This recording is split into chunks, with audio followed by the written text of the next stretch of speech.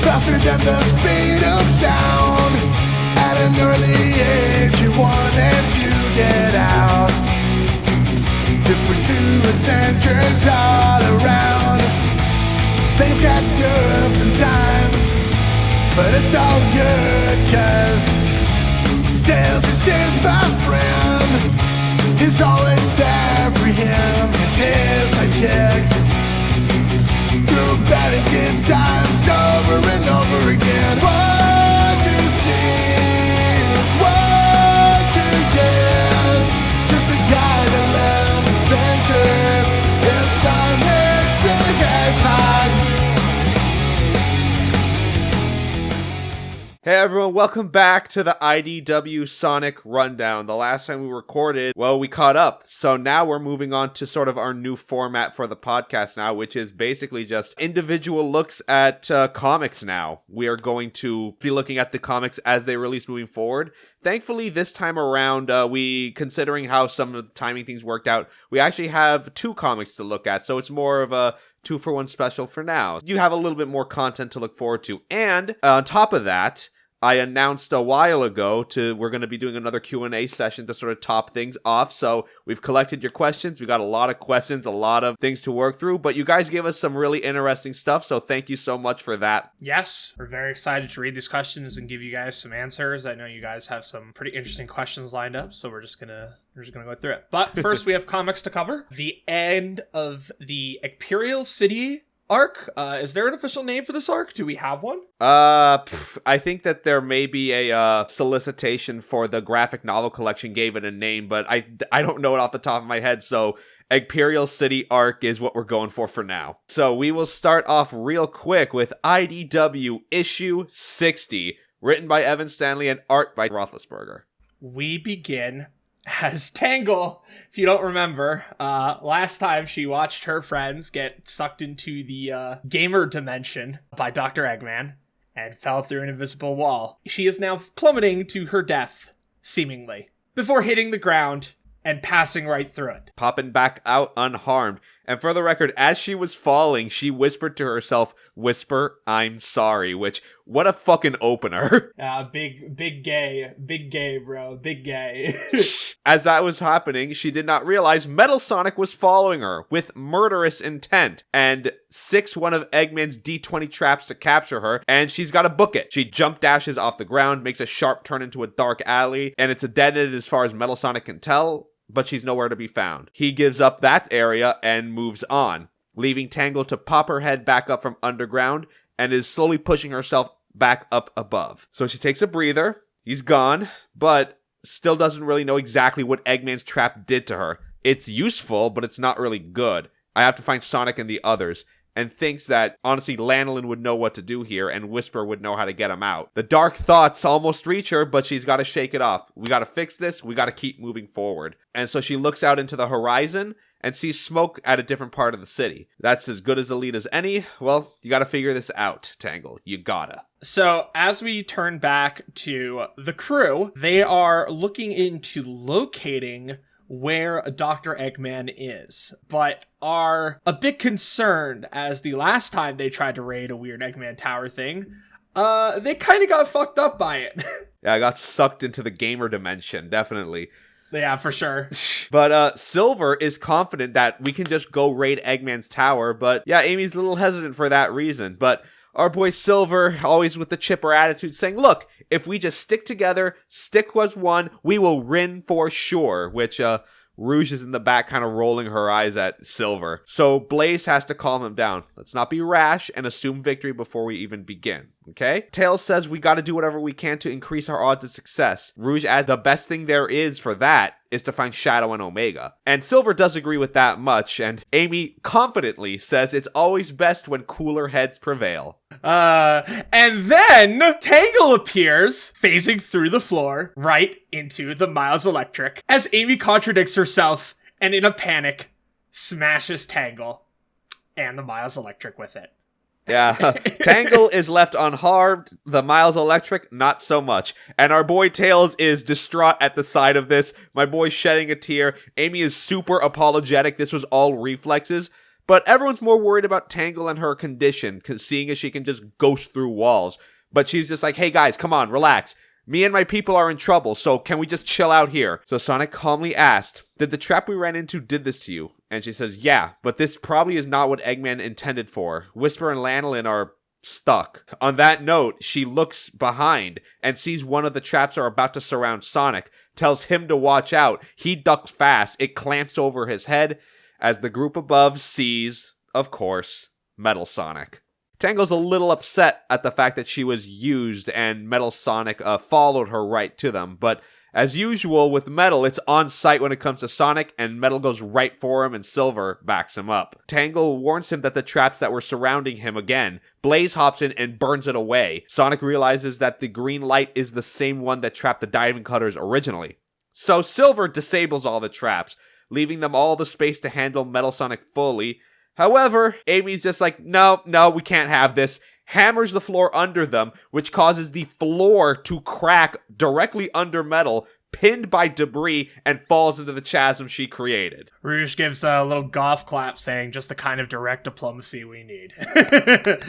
Good one. Well, Tails says we gotta get moving, but Tangle, what did you need to tell us before all this? Well, she adds, we found a way to shut down Eggman City, but first, where's Shadow? Good question, actually. This leads us to our transition. Silver, Rouge, and Blaze go into the depths of the city. Blaze leading them with the light of her fire, telling Silver to quiet down. We still don't know exactly what's up here. But Rouge says, well, if any of the androids were still around, we would have seen one by now. On beat, Rouge dodges a swipe from a shadow android in the darkness and flies up in panic. But from her height, she sees further along Omega pinned under rubble, with Shadow in a crystal prison nearby, and obviously his body is still fuming with chaos energy. So Rouge flies to Omega, he's still in one piece, responding, as soon as I am free, I will exact my revenge on this treacherous terrain. Then, suddenly, the floor underneath them opens and swallows everybody, which the group then falls down into the memorial garage, landing next to the Egg Dragoon. Shadow's body is still causing a growth of crystals to imprison him.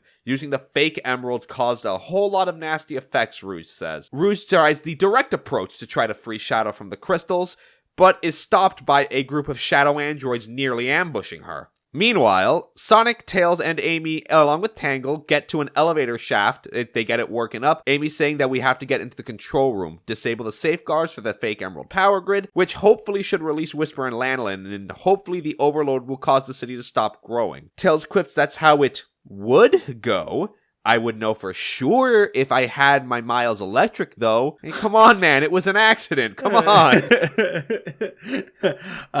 Before they know it, the platform stops, and Tails looks up, saying, I think I might have an idea, as Metal Sonic cuts the wire and causes it to fall. Tails quickly picking everyone up before Metal goes in for a pretty intensive shot at Sonic, dragging him down.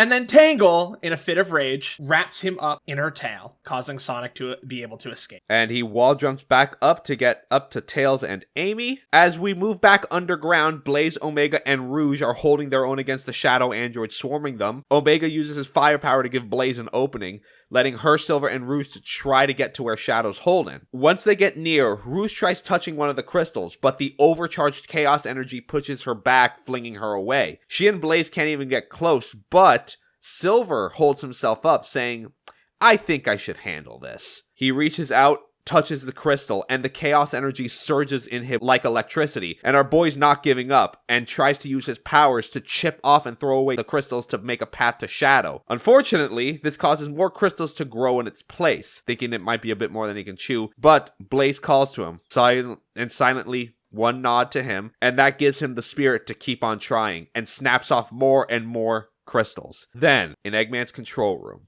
he sees all the energy surging from Shadow's usage of the chaos energy.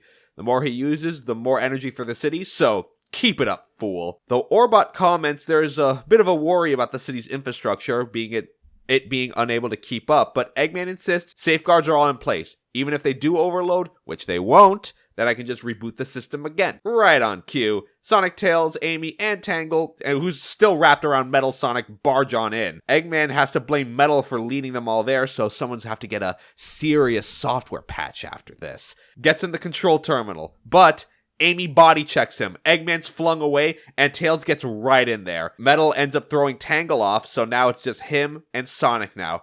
The two rushing in towards each other. Obviously, the art evoking the Sonic CD box art. Always a classic. Always. Metal Sonic throws a flurry of punches before Sonic responds with, "That all you got? I want to fight, not play patty cake." Also, big shout out to Roethlisberger for drawing that little, like, half-cat smile on Sonic's face. It's very funny. Yeah, it's adorable. Amy's got Eggman pinned down, and he gets desperate. The man pulls out his fucking gat once again and shoots Amy's hammer out of her hands. That sight distracts Sonic for Metal to clock him right across the face. Those two are down. Tails is all that's left. He looks back, meekly looks at Eggman lording over him, which Tails only responds by typing faster, makes his tails rotate, repeatedly slapping Eggman across the face. That's very clever. Love that. Yeah, it's pretty blessed. Tails finishes just as Tangle is about to be imprisoned in the Gamer Cube before Eggman is quite displeased. "You have no idea what you've done. Without the limiter, there's nothing stopping the emerald growth." As the city kind of starts to upend itself, the infrastructure literally exploding within itself. The emerald crystals jab out from below the earth and even dislodge Eggman's tower from its place. Then Eggman pushes one of the buttons on his jacket, which causes the base of the tower to have legs pop out and ground the tower. Props it up in place, now standing free from the city. Time for Plan B. And that's the end of issue 60, although there is one thing I want to point out. Guys, take a good look at the design of the tower with its legs spread out. I looked at it, compared some notes. It looks almost exactly like Eggman's spaceship in the Metarex saga of Sonic X. Yeah, that's probably intentional. Yeah, there was a lot of fan theory surrounding where exactly this was going to go. Didn't seem like it was the case in the end, but a lot of coincidences in here. Wow. This issue was more of setup. I didn't think a ton happened. Not a bad issue, mind you, but just for issue 60, it's a little... I don't want to be mean and say it's a little underwhelming, but I mean, hey, 60 issues of IDW Sonic, I mean, that's pretty wild. Yeah, and again, I'm not necessarily trying to be rude or mean about it, you know, like, the staff can only do so much of what they do. Oh. Yeah, no, like, you're right. I know IDW released a special cover exclusively on their website, I guess, to commemorate issue 60, so, you know, hey, I get it. Yeah, again, it's, I'm trying to find the right words here. It's a little tough for me. Yeah, no, I get it. I mean, hey, look, reaching issue 60 only makes me think the next milestone issue 75, is coming sooner than we think. And actually, I think I, looked at it up myself. Assuming the schedule is still up to date, issue 75 will be releasing around my birthday next year. So, hey, look at that. Yeah, well, you know, hey. Looking forward to it. That's issue 60 done and dusted. Good issue, really great art as always. So let's just finish our arc here with Sonic issue 61, again written by Evan Stanley and art by Adam Bryce Thomas. So we open, Eggman is preemptively declaring victory, stating that, "Haven't I? My brilliant creations are more than enough to handle you." Cubot's saying, "I'm not sure, Orbot, I can take Sonic goes in for a quick punch before Eggman snaps, causing the Gamer Cube to envelop Sonic. This leaves a bit of surprise on Amy and Tails before Metal is called in for backup to attack Tails and Amy. Tangle keeps trying to intercept Metal, but her arm keeps phasing through him, leading him to grapple Amy, pinning her to the ground. Tangle's trying to pull him off in desperation, but to her surprise, finds herself being tangible again, holding onto Metal's arm. So she's surprised that she's fully back in the flesh and now is yanked into the air by Eggman. Caused a lot of trouble for me today. You know that? Oh, you think so? Let me down and I'll show you what I can really do. Keep workshopping your comebacks, Lemur. And then he pulls his fucking pistol onto Tangle's temple. Your desperation is showing. Me when Dr. Eggman pulls out the old pistol and says, "Ayo, what's good? You remember this bitch? We used it last issue, but yeah, we're doing a little hostage situation, just a little one. It's been a while since we've seen Eggman in both the comics and in the games be seen as like legitimate threat you don't want to fuck around with, So you know what? Okay. Eggman is ready to pull the trigger, Metal Sonic ready to take out Tails and Amy. However, a voice is heard. Perhaps, but it's better than letting you have your way. Eggman looks over saying, who are you people? I believe you met our namesake, the Diamond Cutters. We serve as a small specialized strike team that assesses danger and offers aid in extreme conditions. But mostly, we intend, as Whisper appears with her wisp on, to be a problem, using Hammer to knock Eggman, flipping him over into Metal Sonic. Damn, okay. So yeah, that was Lanolin and Whisper now freed from their gamer cubes. As that scene plays out, we transition to the Undercity. Silver is able to break his way into the Shadow's crystal catacomb and finds him in the center. He's cognizant and he kind of tells under his breath, "Go away. There's so much energy building. It's like noise in my head. Look, I'm fine. Your effort is of no use." No use? No use? I'm not giving up that easily, and neither are you. You're the ultimate life form, aren't you? Are you going to let an overgrown rock tell you what to do? As Silver, using his telekinesis alongside Shadow's own will, is able to allow the fake emeralds to break away and for Shadow to regain his grip. Silver looks at him. Well, you're right, says Shadow. I am the ultimate. See, now this is what you need. This is a lot better. Number one, big W for Silver being assertive. I like seeing that. But also another major W for Shadow. Right. The fact that he does get knocked to his senses, and then he's like, you know what? Yeah, I shouldn't have refused your help. You were right. I am the ultimate life form, and I have to assert that. And crystals aren't gonna fucking do anything for it. So yeah, thank you, Silver. That's character writing for Shadow.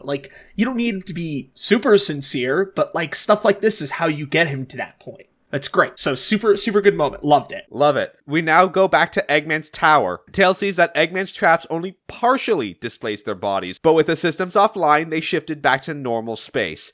Tangle is in the back, kind of working through the trauma of thinking that all of her friends died, but Lanolin reminds her we are back and that's all that matters. She then pulls off her bell wispon from her necklace, shifts it into a secondary mode which looks like a small hammer, and swings it down on the floor, the vibrations of which causes cracks sending all the way to the window. So it's a little shattered all around, and Eggman is offended at this sight. His city is perfect, and 6 metal on them. As Metal Sonic rushes to Tails, Tails reminds himself Sonic was caught in that same trap, so leading Sonic to instant transmission his way in front of Metal's path, meets him with an axe kick to the head, the force of which flings him to the opposite side through the cracked window. He always puts on a show, doesn't he? He always does.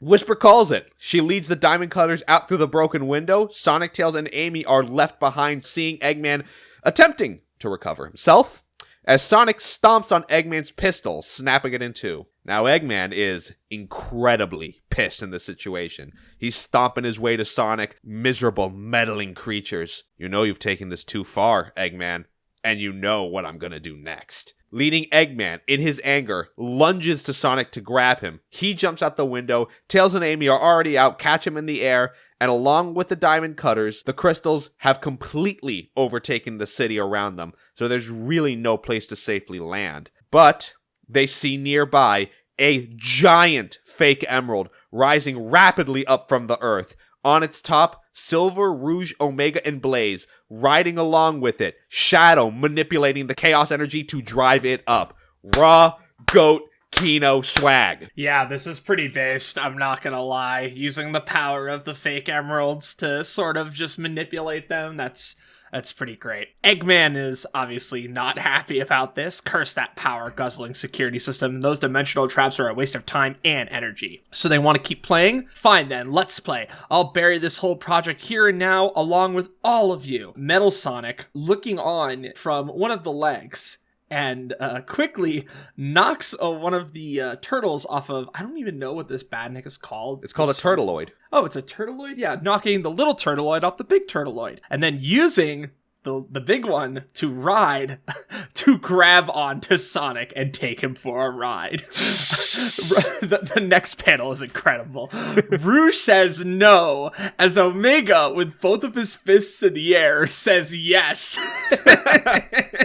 He responds, pulling out his turret arms, commencing obliteration. High-level badnik detected. Blaze prepares for fire. We cannot let our comrades fight alone. Rouge says, yeah, sure, why not? I love throwing myself into danger. They begin the assault as Omega sputes, abandon your inferior transportation and fight me directly. Metal stumbles with Sonic once taking a direct hit. Sonic says, you just don't know when to quit, and throws Metal off him in the air and ends up taking a direct hit from Omega. Metal does. He's smoldering, and Sonic looks over. Until next time, Metal. Rouge flies him over to the crystal platform where everyone is, as Eggman is driving his tower toward the giant crystal.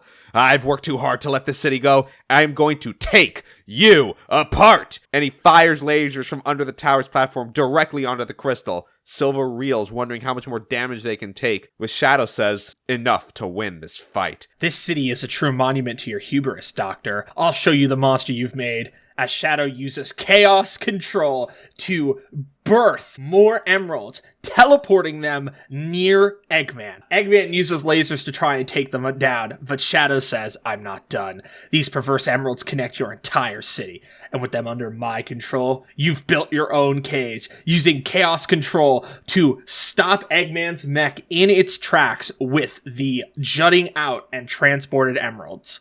All to Eggman's shock and awe, with Sonic looking on and he's just rolling with it. Blaze, give me a boost. And the two jump up and launch themselves off the surrounding crystals. Blaze uses the force of her fire to launch Sonic up into the air. Amy and Tails get near him. Amy knocks him up with her hammer, and now he's right above where Silver and Shadow are. So the girls, Tangle and Whisper, think fast, use her tail to reach Sonic, Whisper using Burst to launch the three of them up further into the air, all the while Eggman is pleading with them to stop. Well, wait, Sonic, you don't understand. If my city fails, there'll be nothing left to divert power away from the artificial Emerald Network. Their destructive power is uncalculable. I'm the only one who can prevent it. Yeah, right. Tangle and Whisper then fling Sonic down with maximum force. Pleading doesn't suit you, Doc. Also, I kind of want to stop and point out, the first panel where Tangle and Whisper showed up, the background is a color gradient of the lesbian flag. Happy Pride, y'all. Happy Pride Month, y'all. Hey, they know what's up. They know what's up. They know.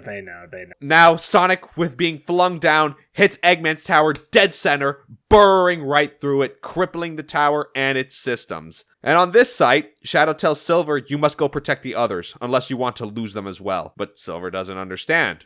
We're done. Eggman's finished here. The Doctor wasn't bluffing. These emeralds are about to explode, taking the entire city with them. Silver runs to everyone, encasing them in his ESP. Omega's still going full ham with his weapons, as Shadow overlooks the crystals. A low hum. Some emeralds are already starting to explode. And Shadow, our boy's breaking a sweat, does one last chaos control.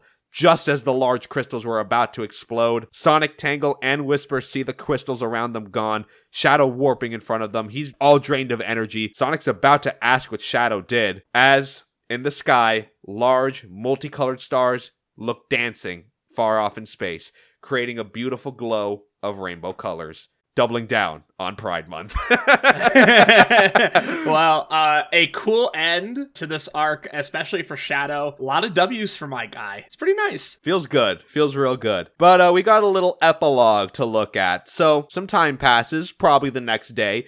The gang is setting up their victory picnic, including Belle. She asked Tails if her repairs to the Wispon worked out well. She worried that the repairs wouldn't conduct the Hyper-Go-On energy correctly. But Tails asked, did you synthesize a custom polymer or a molecular reconstruction of the original material? No, I just used whatever I could pull out of the chaos drives we had around. But Amy and Jewel come out with the star of their picnic, their nice big cake. Rouge is up in a tree saying, "Oh, look at that, it's almost too pretty to eat." And Amy kind of grimaces saying, "You guys better eat it, I worked too hard on it. And besides, I've picked up a thing or two from Vanilla." Hey, what do you got there in your hand?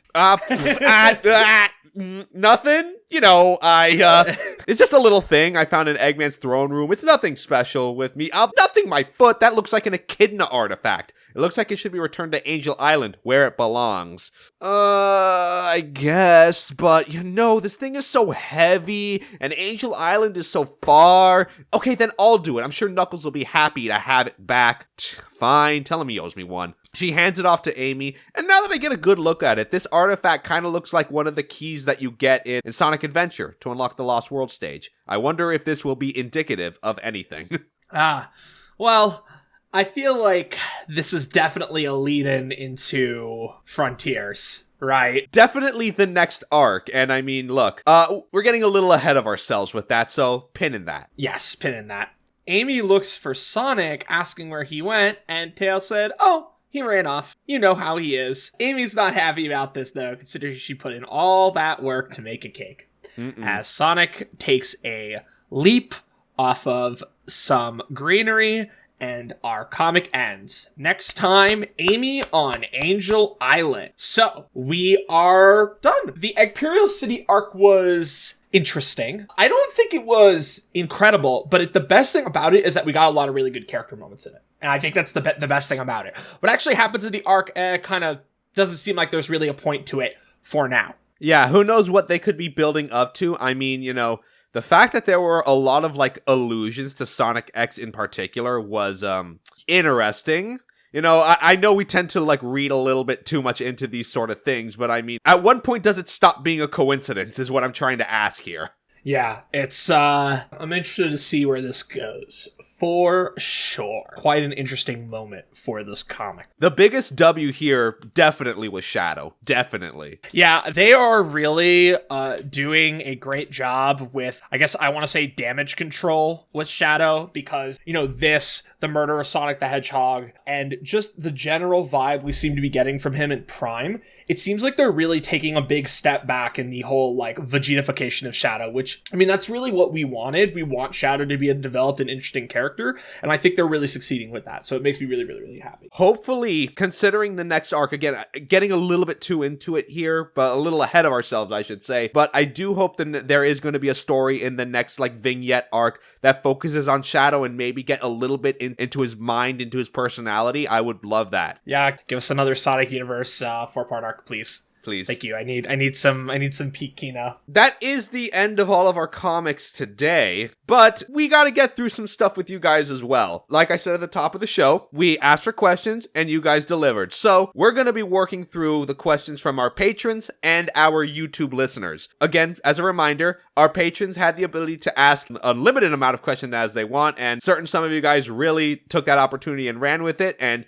you guys did send us a lot of high quality questions, so I'm very grateful for you guys for that.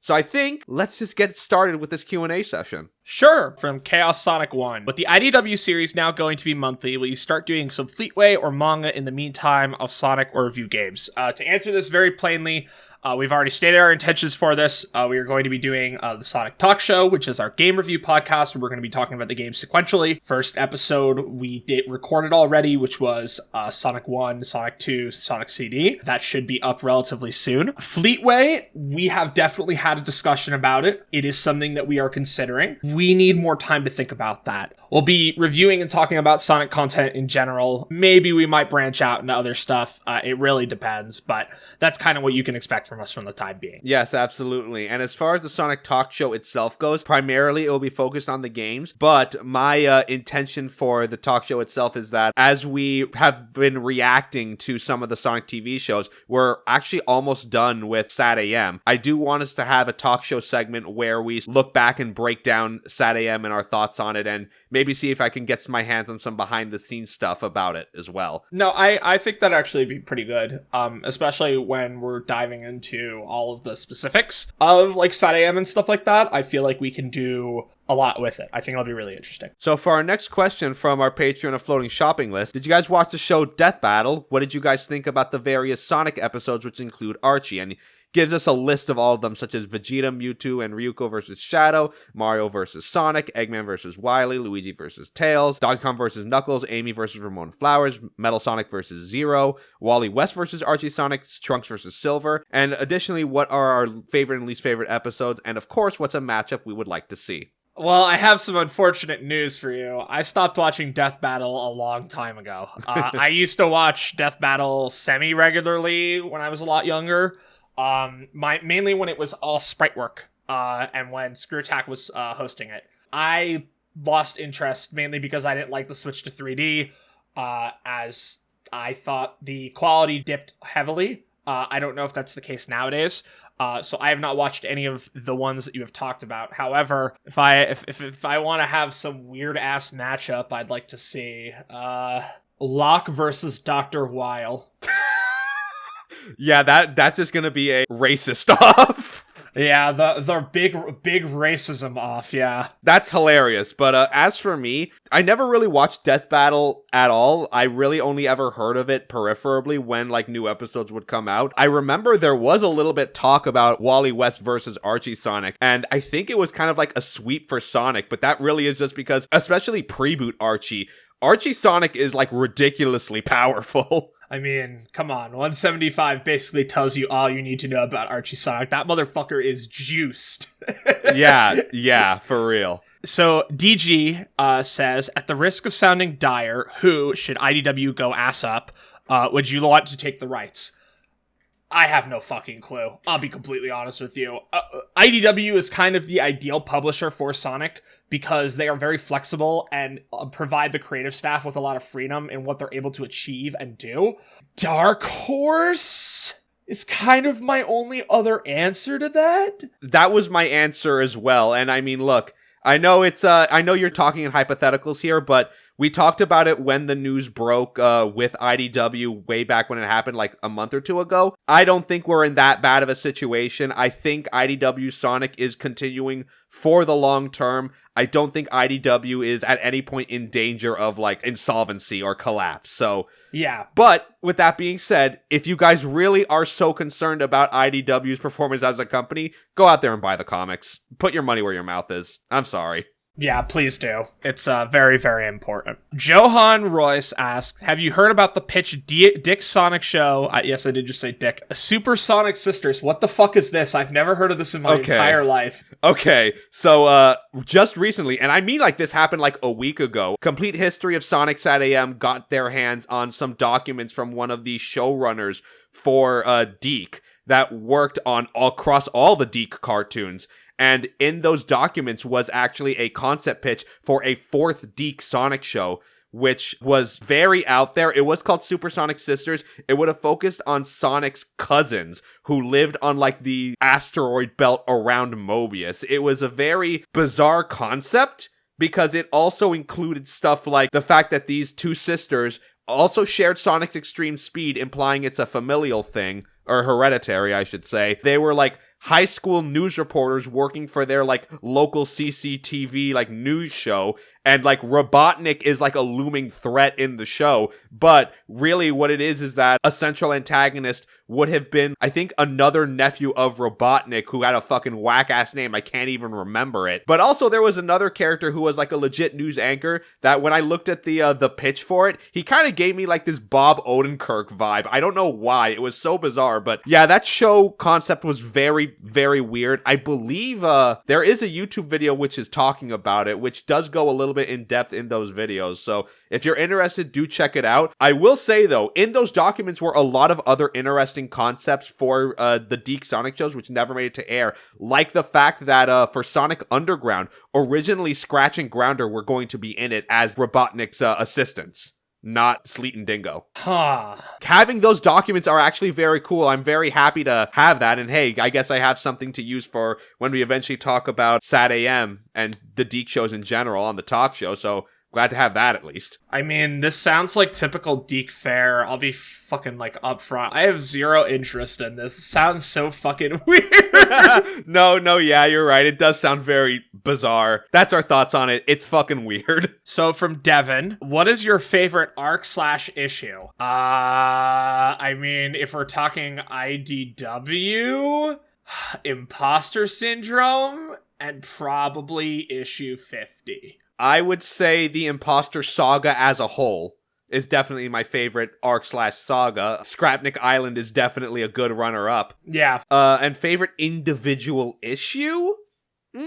I guess I would say issue 50 as well. There's not been like a lot of anything that really stands out to me like it did in Archie, unfortunately. But hey, we still have a lot more to look forward to, so time will tell. Absolutely. Also from Devin, do you think IDW should start a side comic like Sonic Universe, or should they stick to miniseries for now? I don't mind the miniseries format they do. I think that what they're doing with it is basically the same thing as Sonic Universe, just not named. So I'm fine with the miniseries format. I don't think we need a second book. Miniseries are more than fine. I'm inclined to agree, although if they do come out and say, hey, we're going to make the miniseries a regular book now, and if they call it whatever they want of Sonic Universe or whatever for IDW, I wouldn't say no to more Sonic content, don't get me wrong. From Asham Hat, with the upcoming Amy's Fortune card deck, what other physical character-specific comic merchandises would you be interested in seeing? I have an answer for this. I would really love to see a toy of Whisper's Wispon. I would too. Especially if you have like it's like a big fucking thing. Maybe you can have like the little wisps as cards that you can load in, change the colors, change the sound effects. That would be kind of sick, actually. Yeah, I think it would be really good. I don't know. In terms of Sonic merch, I guess I'd like to see like a proper Miles Electric. You know, that'd be cool. I feel like they've never been one of those. Yeah. Yeah, that's a good point, actually. Yeah, so that's kind of my answer. How would you like to see the Freedom Fighters get introduced into the IDW comics? This one's easy. They could have done it with the 900th adventure issue. They also could easily use the Warp Topaz splitting the world apart, causing rifts in dimensional space-time, and then use that as the excuse to bring them in. Yeah, that's pretty much how I'd want it to go. For me, I think the easiest way you could introduce them in the mainline canon is that you could say that they're just another branch of the Restoration. You have, Sally, Antoine, Bunny, and Rotor at minimum. Just say that they're like in another part of the world that, I don't know, got inspired by Sonic and his heroics, maybe pushed the Eggman Empire off their island or whatever, and held up shop there. They meet Sonic. Oh, we're big fans. We were inspired by you. We did all these things and pushed Eggman off, and Sonic was like, oh, that's pretty cool. Let me tell you about my people, my network, and, we can probably set up something so you guys are not so alone out here. Yeah, agreed. So, another one. How would you like to see IDW characters get into the games? Well, I mean, considering that IDW is canon already, you can just have like very quick quips about the characters that do show up in the games and say, hey, this character is Tangle. She was this and this before. She's helped Sonic out on a handful of adventures. When you do these like cross multimedia stuff anyway, it does get a little bit perilous. I don't know if that's the right word, but there is a little bit of concern when you try to integrate these characters from across different mediums that fans may not necessarily know about. You do have to be careful with exactly how you do it, but it can just be as simple as this is another one of Sonic's friends. That's it. Yeah, I mean, I pretty much feel the same way. You just kind of give them a brief overview and then you throw them into it, especially if they're fun. So I don't think that a ton of introduction is needed. People will get used to them because the designs are good. So it's like, how would you picture an interaction between Belle and Sage? I got you. Sup. You're my sister? Yep. So, you like building things? you like tinkering? I mean, I can imagine maybe there would be a little bit of hurtness from Belle, seeing as she would look at Sage and think, oh, was I just replaced? Yeah. Well, that's all the questions that Awesome Hat gave us. Thanks a lot. And our next question set comes from our patron Fluffy Ninja 7. Starting off, despite Sega's questionable decisions dealing with Sonic in comic form, do you think them being more hands-on in IDW has improved the stories in Sonic in some way, or should they be more hands-off like they were in Pre-Boot Archie? So, for me, this question is a little bit more complicated to deal with because it's very situational. I think them being more hands-on has improved the comic book's quality, generally speaking. However, I am also of the opinion that the comic creative team as they are now are dedicated, basically lifelong Sonic fans who generally do want the series as a whole to be elevated and seen in a good light. So I do think that there is room to sort of leave them with a lot more autonomy than they already do. But like I said in the beginning, them being so hands-on has generally improved the quality of the comic, especially compared to Pre-Boot Archie. Yeah, I agree. I think look, it really depends, right? The problem with Pre-Boot Archie, as we have discussed ad infinitum, is that it is built on the back of the most insane man to ever walk this earth in the comics industry. I don't know if that's true. Dan Slott exists. Nah, he will always catch strays from me. Fuck Dan Slott. And fuck the current guy who's writing Amazing Spider-Man, who's putting Peter through the cuck arc right now. Just cringiest shit ever. But like, the thing with Pre-Boot is that it's built on this insane lore that Ian made sense of because he actually was invested in it, and that's why Pre-Boot Archie turned out good. But let's be real, there had to come a point where Sega kind of had to put their hands on and be like, hey guys, can we tone it the fuck down? Please. Please. So I think it really varies from like how you want to perceive like Sega being hands-on, right? When it comes to keeping things within the realm of relatable and understanding and target audience, sure. But I think they should also be hands-off about character interactions because the people who are making these comics are lifelong fans. They understand the characters very well. Sega maybe can have a back and forth dialogue with them about it, but I feel like they need to be hands-off when it comes to character interactions, character writing, character discussion. The plots, yeah, they can go through Sega, general like approval and stuff like that. But I definitely think with IDW, they could be a little bit more looser, but we don't want it to return to Pre-Boot Archie in a way where there is just unreined madness going on. And we eventually reach the breaking point again, Yeah, again, we don't need to go back to that. We do not need to go back to that. Well, another question from her. Now that the IDW is game canon, what arc from the comics would you want adapted in the games or in some animated form? So, yeah, go ahead. I was going to say the same thing. Imposter syndrome. It's imposter syndrome. It's so free. It's like the most free shit in the fucking world. Listen, the Metal Virus Saga is cool, but the problem with it is that it does take a little bit too long to get there. And a lot of that time is spent with the big tragedy and the sort of like, Sonic's actions are catching up to him and stuff like that. And listen, that's not a take against the Metal Virus Saga. It's just more like the truth of like what it is. Yeah, like narratively, it's a lot. It really is a lot. The Metal Virus Saga is perfect for the medium it's presented in, which is a comic book format. If it was presented in the games or even like in an animated form, it would kind of drag on a little bit, unfortunately. I mean, hey, look, if Sega wants to adapt or any of the comic book arcs into a game, I think Imposter Syndrome is kind of the way to go. It is like, it's pretty heavy for a Sonic game, but, I think it would work better. That being said, though, if it's just strictly animation, let's be real here. Scrapnik Island would make a sick OVA. Yeah, Scrapnik Island would be a fantastic OVA. Additionally, the first arc of Archie Sonic, Don't Call It a Comeback, I feel like would be a perfect animated series, as it's a short, compact little moment in time, and I feel like you don't really need a ton of setup for it. It's mostly just funsies, right? With some unique, interesting moral dilemmas associated with it. So, out of all the new original characters, which one is your favorite so far? I mean, I have to give it up to our favorite lesbians, Tangle and Whisper. I'll be real. Tangle and Whisper are pretty great.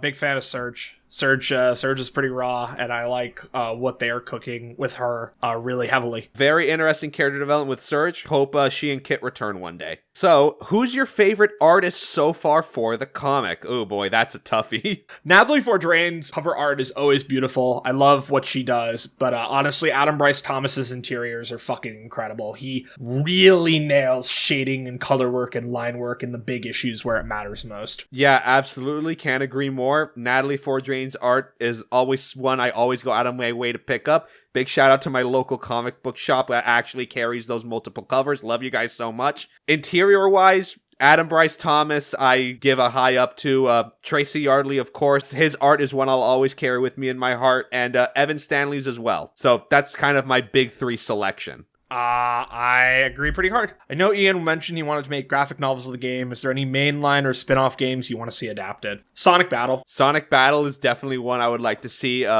Secret Rings and Black Knight as well. I would like to see that. More specifically, Secret Rings. I think Black Knight does a good enough job of conveying its story through the main game. Secret Rings, yeah. Secret Rings. Secret Rings is also a good pick, especially because they could really play up Shara and what she is going through and the conflicted nature of what she is trying to do deep down. Yeah, and also another answer I'll give is wildcard answer, Shadow the Hedgehog, just so that they can streamline it and like actually make it canon. Yes, give us the canon path, make it so that nobody has to play it. Thank you.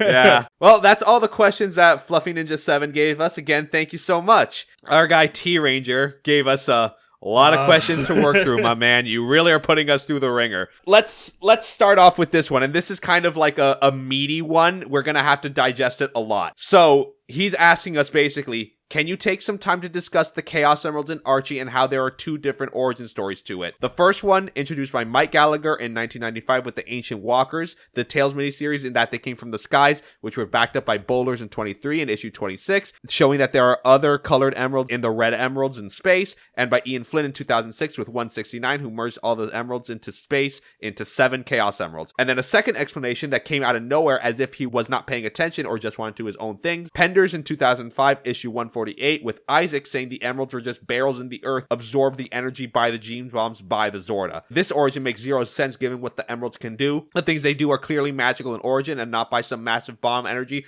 absorbed by crystals in the earth. Not to mention how that would explain the emeralds in space. Did the Zorda just keep bombing planets? And if they are just essentially radiated rock, shouldn't it be giving Sonic and friends powers? It should be poisoning them with the radiation. Luckily, when Flynn started writing, he pretty much had Isaac, the E-102 Gamma-looking gold robot memory banks be corrupted, though the timeline of the Zorda were more accurate. Please give me your thoughts on this. So, number one. I'm gonna keep it real with you, Chief. Incomprehensible. Have a great day.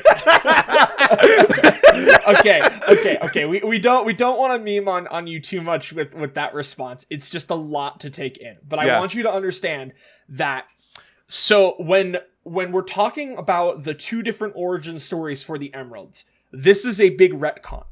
Penders was clearly trying to take the retcon and fucking shove it in some direction with the Zorda plotline that he came up with, because your guess is as good as mine, by the way, on that. But so like, okay, let me try and like unironically like decipher this for you. Okay. I'm gonna try and use my brain for this. The Ancient Walkers Tales miniseries, right? Other, it's that shit is backed up by, the other colored emeralds in space, right? Because there are multiple Chaos Emeralds. And then Ian, when he merged all the emeralds together with the big event, makes sense, right? Like, completely makes sense. It's totally valid in that way, right? And then the second explanation, when, Penders is talking about the emeralds being barrels, and then they absorb the energy of the gene bomb. Okay, listen, it's not supposed to make sense. The Ian retcon was to essentially consolidate all of the Chaos Emeralds into 7 so that the consistency of what was going on would make sense within the context of the comic, and to clean up the shit show that Penders had kind of wrought on the comic in that way. For me, here's the thing about this. In my humble opinion, I don't even necessarily think these two origins of the Chaos Emeralds necessarily contradict each other. The fact is that the Emeralds still both came from the gene bomb, so we know that as a fact. We can have it be two simple stories, that when the gene bomb went off, the radiation seeped underground to create the Chaos Emeralds from barrels in the earth. Check. And the latent radiation, perhaps were so bad, it flew off into the atmosphere, the stratosphere, whatever, and whatever space debris was around there were definitely rocks. So they were radiated with the gene bomb energy, became Chaos Emeralds, and flew down into the Earth, or into Mobius, actually. So I don't necessarily think that these two things contradict each other, per se. What I will say is your comment about saying, not to mention how that would just explain that the Emeralds were in space, did the Zorda just keep bombing planets? Yes, that is what you're supposed to imply from that. We know that the Zorda in canon was a very aggressive species and very hunter-dominesque, so it is very much likely that the Zorda did just keep bombing planets endlessly, and their gene bombs created Chaos Emeralds on other planets. And also your comment about them being radiated rocks, it should be poisoning Sonic's friends and not giving them powers. Yes, it does. It absolutely should be giving them powers. Do you know how many comic book superheroes that exist today that started with them falling into a vat of radioactive waste? It's a comic book trope for a reason. Yeah! I don't know, man. Like, listen, this is the problem when you have the lore intersection and one guy trying the grand vision idea. You just get all this shit that it's just like, what is happening here? You know, like, and again, I don't want to talk down to your comment. It's more of just like, it's a lot. It's a lot. We don't really have like a concrete answer with this. It's just, it's too much. Hopefully we did our best in answering that piece of your question. But the next one he asks is, do you think you'll be doing Fleetway Sonic reviews anytime soon, or the Sonic movies or OVA?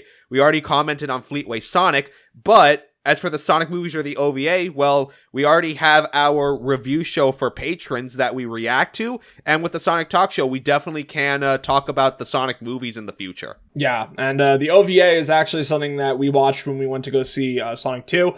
We put it on, I believe we watched it in Japanese, which is a weird thing, because usually, I know me and Speed have both watched it in English many times, so we watched it in Japanese.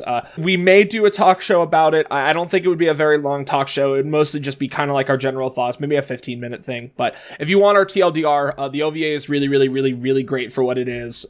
It's pretty wonderful.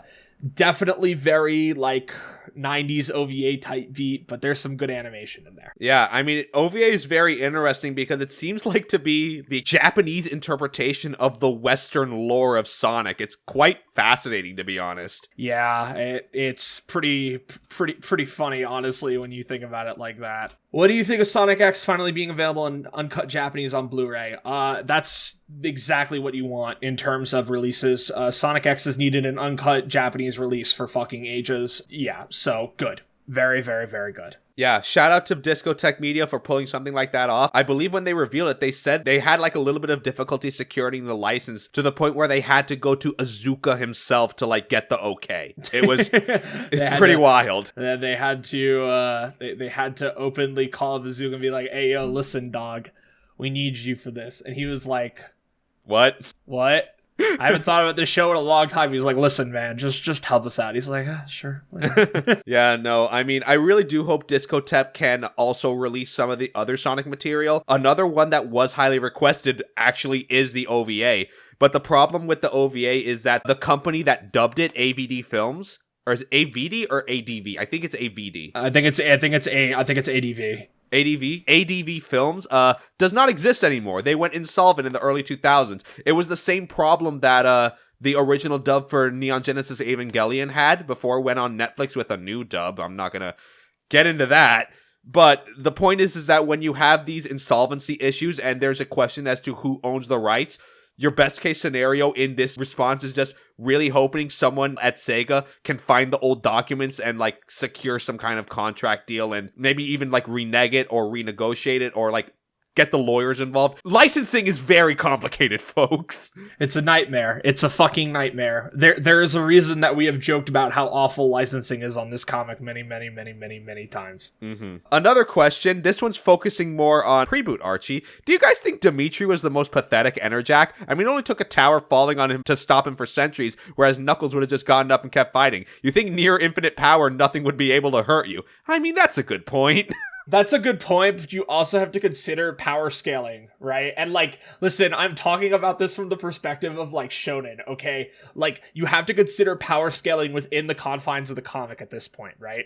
So like, Dimitri was powerful, right? And had infinite power, but infinite power at Archie at the time meant, I don't know, you can just fight a bunch of dudes, right? You think about later, like, Enerjacks, where Knuckles is specifically just going around and removing cybernetics from people and just, like, becoming Jesus. You know, it's like, yeah, that's power scaling. Yeah, I mean, I don't know. Maybe there could have been some in-universe lore about how, like, you know, if you have the power of Enerjack, you also are compounding the power of the Enerjacks before you. And, you know, that could be an interesting explanation, like fucking Avatar, The Last Airbender. I guess. For me, it's more of just like, yeah, power scaling in Archie, TM. this was not in the vision when Pender started, and then he was like, yeah, I'm just gonna make Enter Jack a Christ figure. Yeah. The next one, this shit makes me laugh. How do you waste a crossover with Spawn? Easy answer, Kenneth W. Penders. The big irony is if it wasn't for Ken, that crossover wouldn't have existed anyway. Again, Kenneth W. Penders. Yeah. Here's another question that did make me think a little bit. Did Elias ever bond with the Source of All? If so, why couldn't he use the Sword of Acorns? Or if he never did, why would Max think Elias could even use it? He kind of set it up for failure if this is the case. Easy answer, sexism. Yes. Also, the Source of All, as revealed in many of the pre-boot Archie discussions, was a malicious entity and was actively influencing big sexist Max. So yeah, probably wasn't the best idea. Maybe Max was subconsciously leading Elias away from it. Maybe, I don't know. I really have no idea. Yeah, I'm still sticking with misogyny. It's misogyny, most likely. Let's be real. What are your thoughts on Dr. Ian Droid and Robo Robotnik? Both of them were created by Penders to replace Eggman/Robotnik as the main villain with his own original creations in different points of the comic.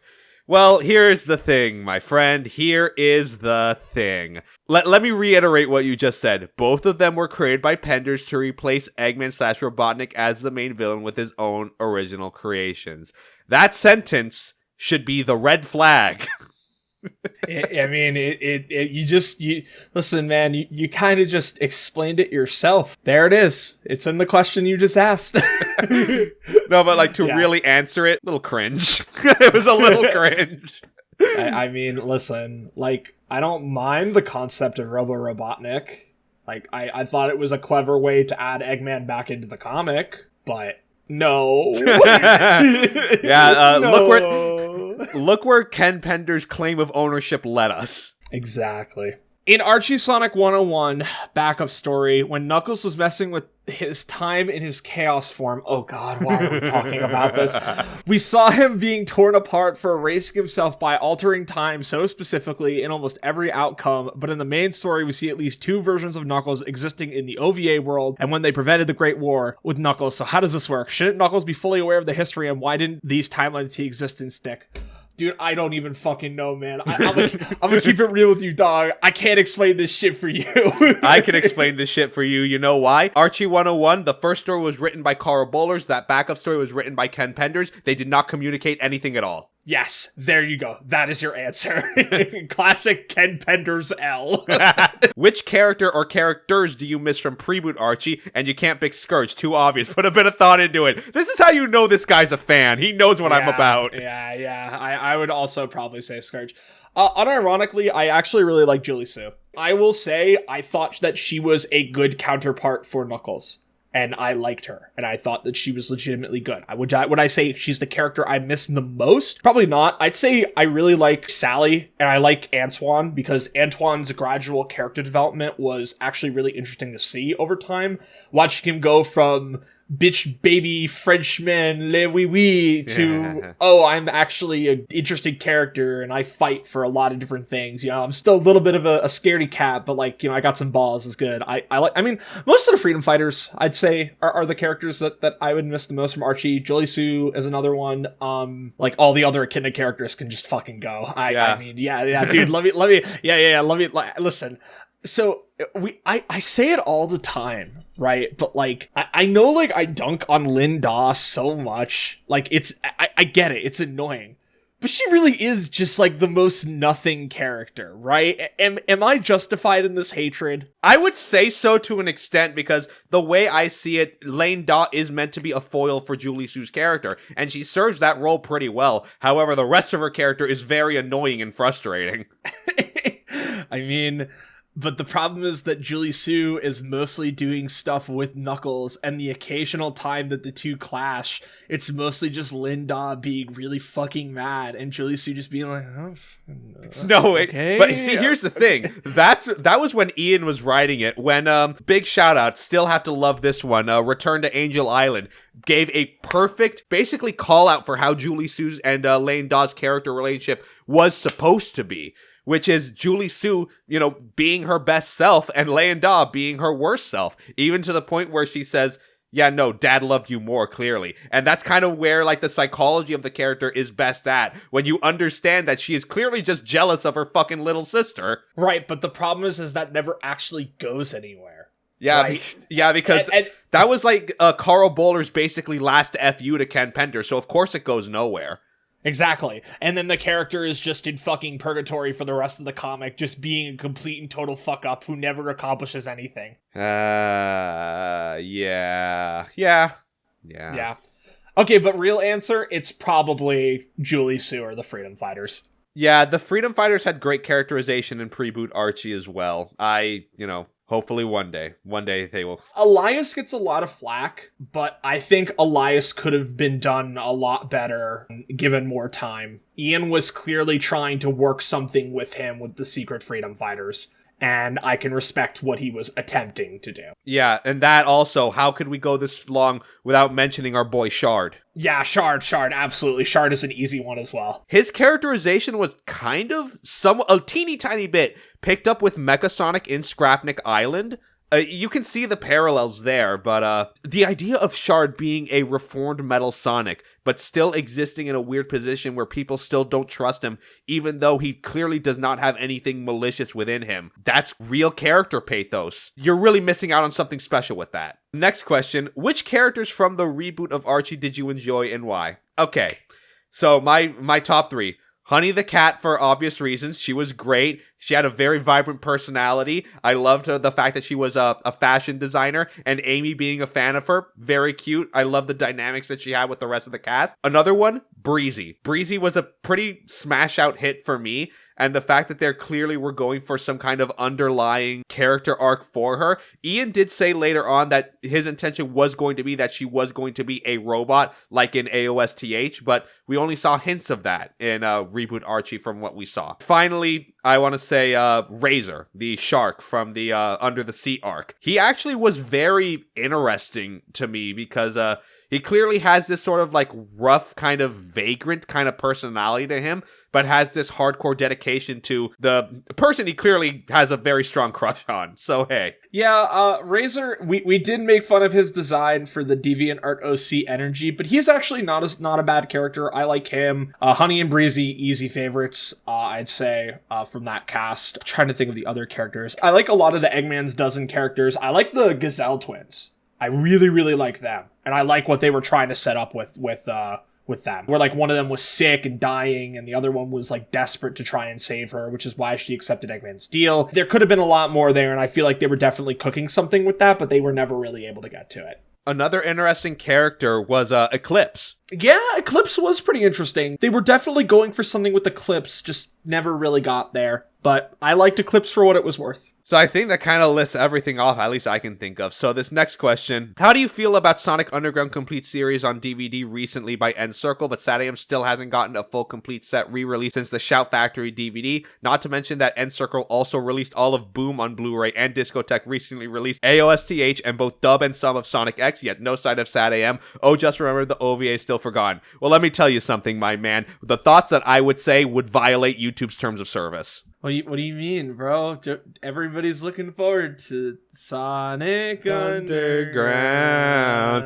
Sonic the Beta Vow, their mother will be found! It sucks. But it's probably a licensing issue, as is many things, so. That might be the case because I'm going to be real with you, and I am kind of putting myself out there a little bit with what I'm about to say, but I legitimately do. I said this as a joke before, but now I'm kind of like half joke saying it. I do think that there is kind of like a little bit of a conspiracy theory going around where Sega actively does not want SatAM to be resurfaced because of the Freedom Fighters association with Archie. I kind of genuinely think that now. You think so? I say genuinely. I know I say this half jokingly, by which I mean, haha, it's a funny thing to say, but at the same time, maybe he's cooking something with that. Maybe he's cooking. I don't know. It's kind of a crazy thing to say, and I know I may be looking into this way too deep, but like, I would love to see SatAM get re-released. Obviously, I would definitely buy it and pick it up, but like, it's probably not that. It probably is just a licensing issue, because Wild Brain, who holds the rights to all the D cartoons, are kind of known for being IP hoarders anyway. So like, That's probably the reason. Yeah, it probably has something to do with it. I don't know. All right, and then why do you pronounce Spaz's name wrong? You say it as Spazatine. Where does the teen come from? It's Spazionte. All right, look, listen, man. You kind of caught my fucking pants down with this one. Legit, I say it like that because I followed these comments since I was a kid. I genuinely did not know how to pronounce his name. I just said it the way I read it off of, Spazatine. It took me to talk to Ian fucking Flynn himself to find out that his name is said Spazionte. I said it wrong for the 2 years we were doing the comic, for my whole life since I was a child. And let me tell you something. The minute when Ian Flynn said his name was Spazionte, I wanted to low tier God myself. Should love yourself. Now. No, I mean, I've literally never known, so I guess I also got checked. But that is all the questions we have from patrons, so let's move on to the YouTube viewers. Saving Throws asks, out of all the arc stories in IDW so far, which one would you say has been the most entertaining throughout, and which ones would you tell people to skip over if they were strapped for cash and could afford to follow all of it? I would say you'd skip over the Middle Virus Saga, unfortunately. There is too much to go through. It is too much of a time investment in terms of monetary resources. I'd say if you want to get a good idea what IW is about, Scrapnik Island kind of covers. Yeah, no, that's a solid agree from me. And I mean, hey, the Imposter arc also is another big one, but I would also say that, like, that's a good, if you want to get a good, I don't know, hamburger of what IDW Sonic is, I think Imposter Saga does that job done very well. Yeah, agreed. Harry Mission Productions asks, what voice actors would you want for the entire IDW original cast? I really could not tell you, my man. I am not super familiar with English dub voice actors right now. All right, man. You know what? I'm going to have to do this. I'm going to have to carry the weight. All right. I'm going to start it off. Tangle, Christina V. I think she has a pretty good, her natural voice would service Tangle's, like, character and personality actually very well. Whisper, I'd say, Wendy Lee, I believe. A more subdued voice would work for Whisper, obviously. Dr. Starline, you're going to have to let me cook with this one, okay? Matt Mercer. Yeah? Starline has a very funny design, and Matt Mercer has, like, this very natural baritone voice. It's a very deep voice. So to hear his voice come out of Starline at first would be funny, but as time goes on and you go further and further in, assuming we're adapting all of IDW Sonic, as you go further and further in, the voice would just kind of click naturally. And by the time you get to the Imposter Saga, especially in the Imposter Syndrome miniseries, where you have those scenes of Starline going from, like, his logs, manic, subdued, to the sinisterness of him revealing what he did to Surgeon Kit, shows off his range incredibly well and would really show how sinister. Like, Matt Mercer would really sell the sinisterness of Dr. Starline, I think. Yeah. Rough and Tumble, I don't really have names off the top of my head. Honestly, they kind of give me, like, Bebop and Rocksteady kind of vibes. I don't know if I would have their voices for those characters, but that's kind of what direction I would have them go in if I was, like, a voice director. Mimic, I don't have a specific voice in mind. I kind of imagine him having, like, this kind of a raspy, almost like he's gasping for air every time he takes a breath kind of voice. Surge, I mean, part of me is just saying this as a fan, but Surge Kira Buckland. Yeah. She definitely do it right. Kit, I would say Sean Shiplock. I was gonna say what's his name? Justin Briner. He voices Midoriya in My Hero Academia, and honestly, I think his voice for Midoriya is perfect for Kit. Yeah. And then Lanolin, I don't fucking know. Yeah, Lanolin, I kind of see... I can tell from just reading that she has, like, a contrasting kind of voice where she is... I imagine she has a higher pitched voice, but because of how she behaves, she acts very gruff, so I guess, like, higher pitched voice with a very harsh personality is what I would go for. And the last one for Jewel, I don't know, maybe like a deeper kind of voice. I don't really have anyone in mind for Jewel, though. So yeah, those are my answers. Tyonic asks, with all the new characters the IDW run is introduced currently, how would you rank them all from worst to best in terms of development and design? Okay. So, Surge and Kid are probably at the top, with Starline being right next to them. Right under them are Tangle and Whisper, pretty much equal with each other since they're paired with each other. Mimic right after that. Rough and Tumble, and then Lanolin. Yeah, Lanolin just because we just got her as a character, so not fully developed so far. We still need more time with her. So from Yazoi, what are 3 video games you'd like to see a comic adaptation for from video game publishers besides Sega? Personally, I'd love to see adaptations of Donkey Kong Country, Mega Man Battle Network / Star Force, and Star Fox. Okay, number 1 for me would probably be Kid Icarus, because I think especially if you set it after Uprising, you can just kind of lean into the comedy of it. I think it would be fun to at least read. Kirby for the deep lore. Kirby for the deep lore. Deep lore, yeah. I mean, Mega Man Battle Network would have been my other choice, but I don't know, Metal Gear Solid. Okay. Metal Gear Solid written by Ian Flynn. I think the world's ready now. I don't know if the world is ready for that. I don't think I am. Mega Man Zero is an easy one for me, especially because you can really dive into all the materials that the classic 2000s Japanese media franchise with multiple different avenues of lore. You can really consolidate all of it into one place. Devil May Cry comic adaptation would be pretty fucking amazing. Yeah, And yeah, actually Star Fox would be a really good comic adaptation. There's a Star Fox manga that exists that focuses on what happens between 64 and Adventure and why Falco dips. I feel like you can absolutely do something with that. It's really good. Yeah. Han Guy says, what was your initial reaction to Surge, and do you think she is a good spiritual successor to Scourge? Yes, my initial reaction was, oh god, it's Scourge 2.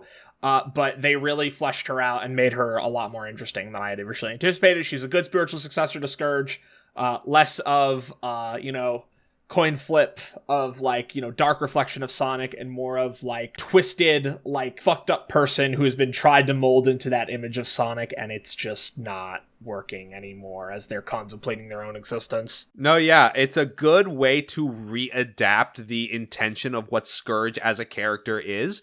And you know what? I'm all for it. It's why I've been saying I would really like for Surge and Kit to return in the comics, because there's definitely more you can mine from those characters. Chidi the Leo asks, thoughts on Lanolin so far? She's alright. I don't have a ton to say on her, mostly just because they're keeping her lore kind of secret. They're not really explaining much about her, and more just keeping it very down low, but I get why she's reserved and whatnot. She's interesting. She definitely has room to grow and improve.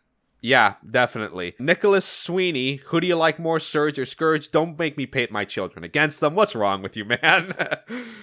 Scourge, just because he has been in more arcs, and the arcs we did get with Scourge were some of the best in the entire comic.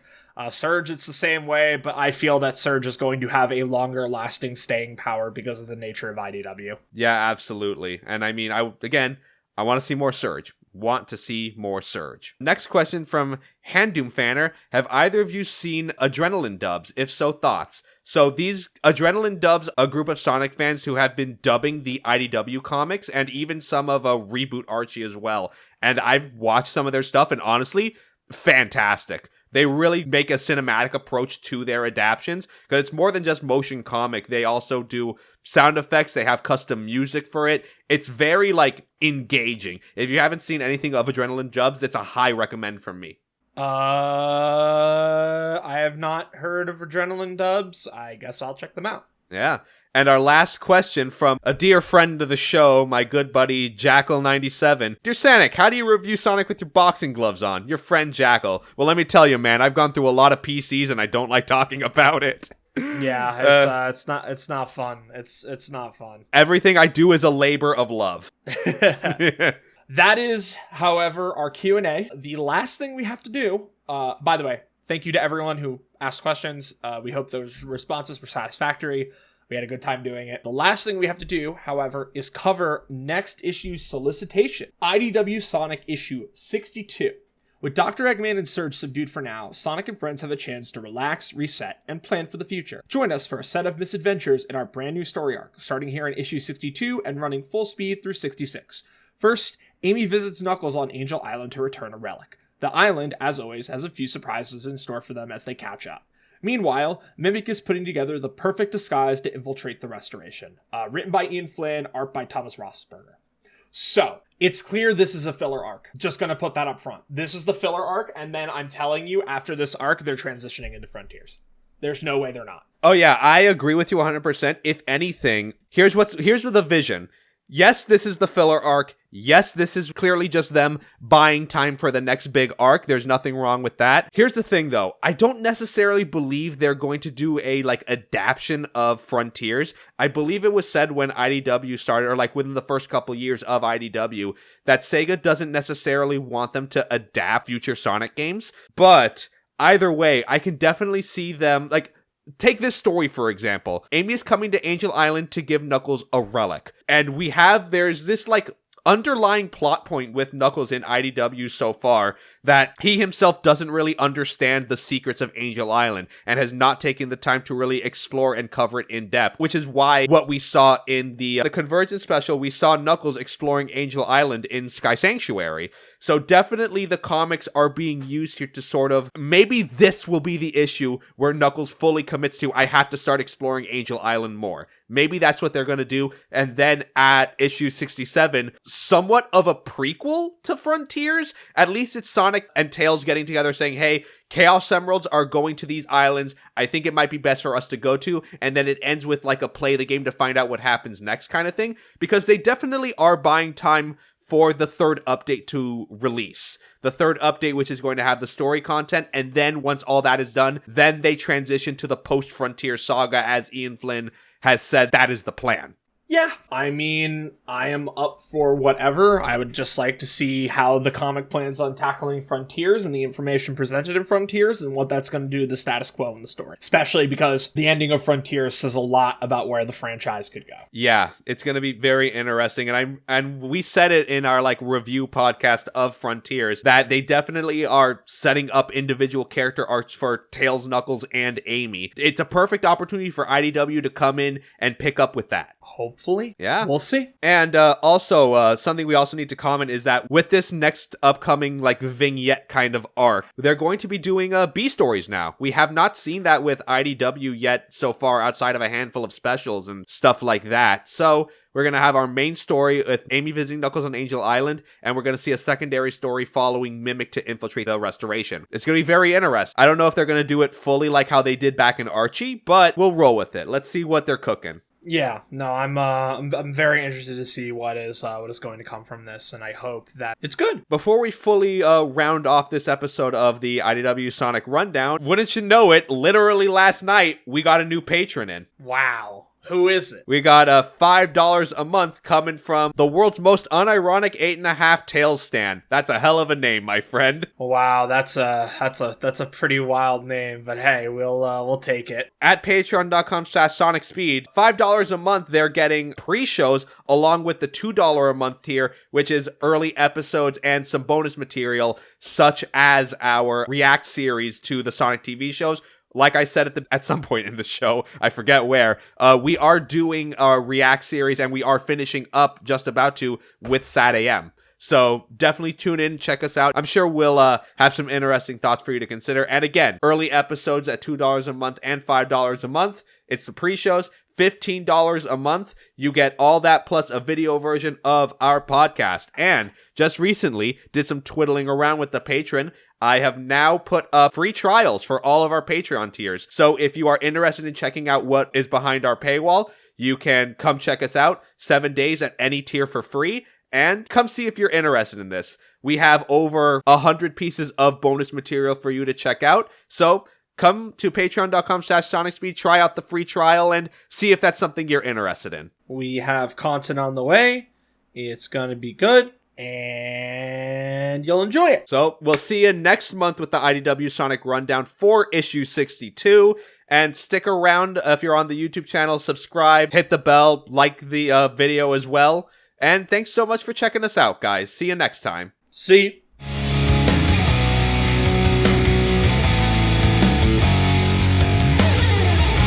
He's got his Sonic's name's Tails. I'll tell you who that is. That is Dr. Eggman.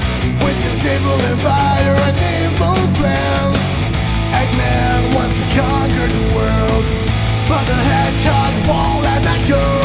Whenever Sonic's anger explodes, his enemies will meet the fury of his aggression. And that will change anyone's perceptions. Without him, what you see is what